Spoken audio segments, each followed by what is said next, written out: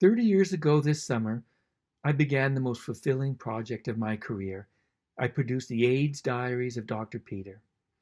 Once a week, for the last 2 years of his life, Peter Jepson Young came on TV to talk directly to viewers about his life living with AIDS from the perspective of a young gay doctor.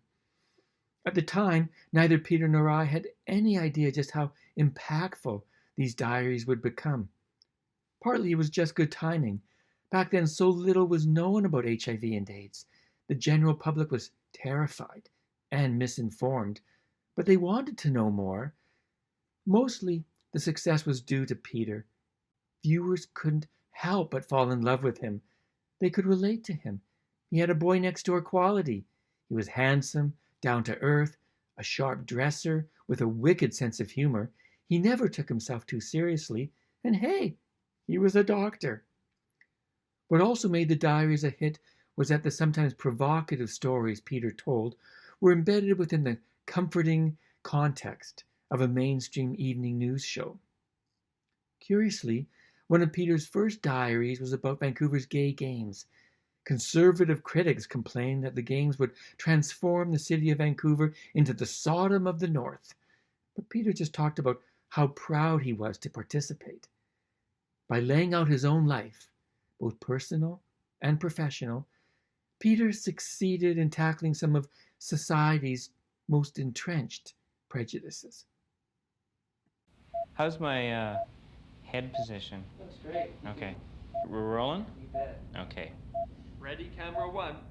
3, 2, 1. Take one. At one point, out of a morbid sense of curiosity, I asked my GP what my life expectancy would be. And I seem to recall the numbers 9 to 14 months. Well, all I could think about was that wasn't going to be me. From the first day I was in there, I was determined to beat this thing. And 4 years later, I'm even more determined. I'm more determined than ever that...